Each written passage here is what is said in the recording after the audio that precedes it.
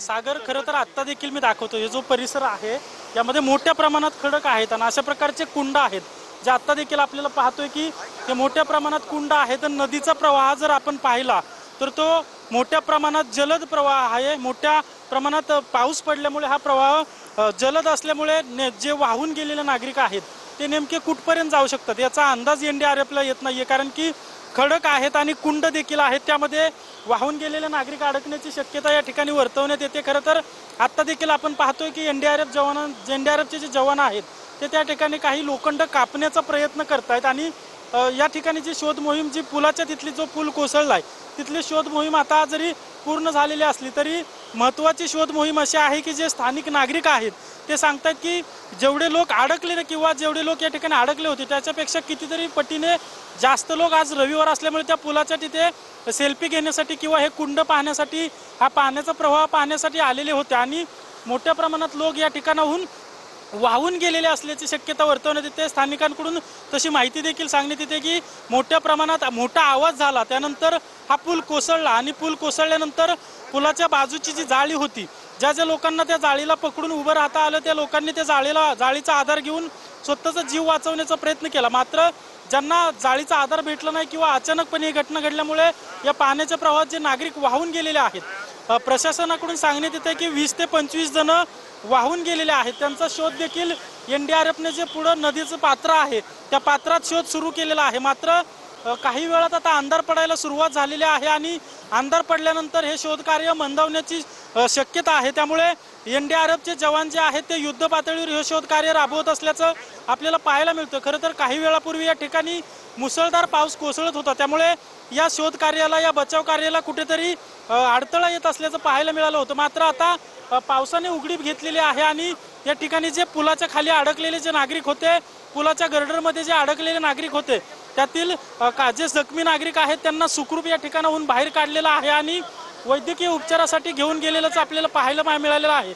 मात्र आता पुढचा जो या बचाव कार्याचा महत्त्वाचा टप्पा असणार आहे तो बचाव कार्याचा मोठा टप्पा आहे की जे नागरिक वाहून गेलेले आहेत त्यांना शोधण्याचा महत्त्वाचा टप्पा असणार आहे, कारण की नदीचा प्रवाह खूप मोठ्या प्रमाणात सुरू आहे आणि खडकाळ भाग आहे, कुंड आहेत, त्यामुळे त्यामध्ये देखील नागरिक अडकण्याची शक्यता आहे. तर पुढे जाऊन हा नदीचा प्रवाह जो आहे तो खूप मोठा विस्तृत होतोय, त्यामुळे नेमके झाडाझुडपाट कुठे जंगल सारखा भाग आहे, झाडांचं प्रमाण नदीपात्राच्या शेजारी मोठ्या प्रमाणात आहे, त्यामुळे वाहून गेलेले नागरिक झाडांमध्ये अडकण्याची शक्यता आहे. त्यामुळे अंधार पडण्याच्या आत जेवढं शक्य होईल तेवढ्या शर्तीचे प्रयत्न करून NDRFचे जवान या ठिकाणी शोध कार्य सुरू असल्याचं आपल्याला पाहायला मिळतं. या ठिकाणी जे स्थानिक नागरिक आहेत ते देखील माझ्यासोबत आहेत, ते दुपारीपासून या ठिकाणी बचाव कार्यासाठी मदत करतायत.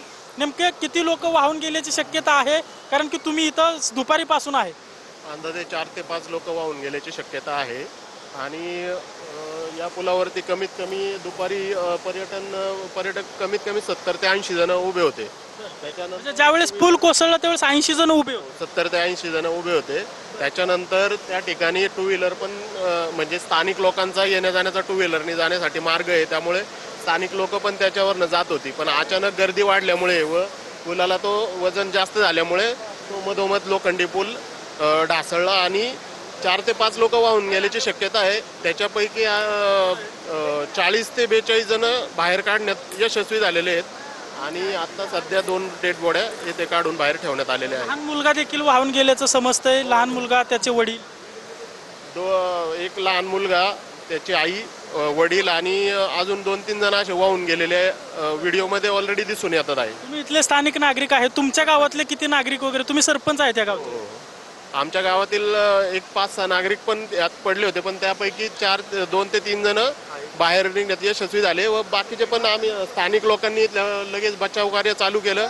त्यांच्याकडनं लवकरात लवकर लोकांना बाहेर काढण्यात यशस्वी झालेले आहे. तर रविवारी किंवा दर सुट्टी वेळेस यावेळेस इकडे अशीच गर्दी असते का?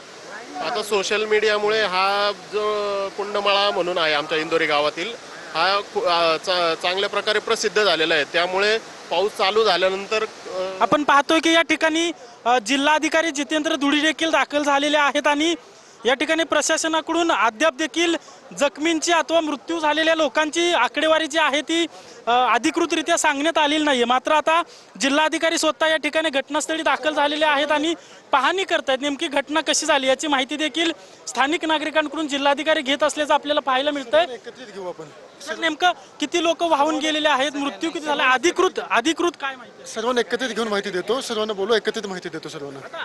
सर नेमकं म्हणजे मृत्यूची संख्या कन्फर्म झाली का, 2 आहे 3 आहे किंवा मृत्यू आहे पण एकत्रित माहिती देऊ, सर्वांना बोलून घेऊ आपण। इकडे माहिती देतो मी सर्व कंप्लीट।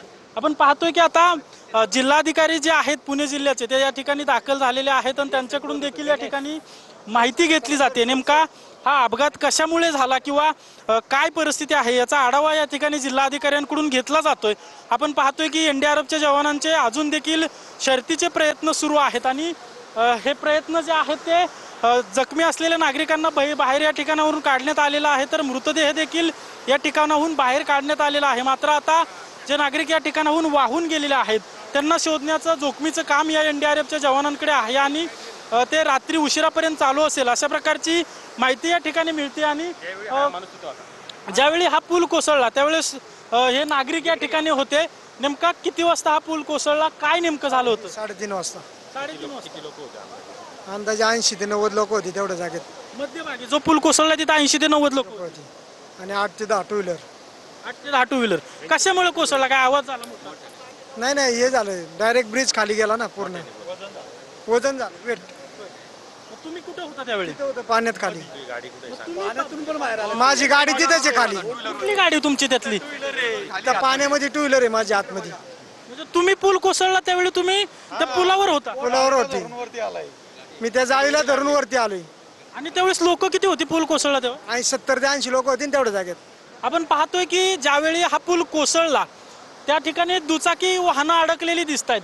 त्यामध्ये यांची एक दुचाकी वाहन आहे आणि ते सांगतायत की ज्यावेळेस पूल कोसळला त्यावेळी मी त्या पुलावर होतो आणि पूल कोसळल्यानंतर जाळीला पकडून मी वरती आलेलो आहे। किती लोक वाहून गेली तुम्ही सगळं हे पाहिलेलं आहे? 10 ते 15 लोक खाली वाहून गेले असतील।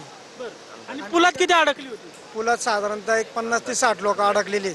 मग कुणी तुम्हीच वर काढली का नंतर ते? आम्ही काळजी काढली, बाकी गाववाल्यांनी काढली, आमच्या ग्रामस्थांनी। मग तुम्ही बचावला ह्या सगळ्या याच्यात? ग्रामस्थ आल्यानंतर 30 ते 40 जणांना बाहेर काढली।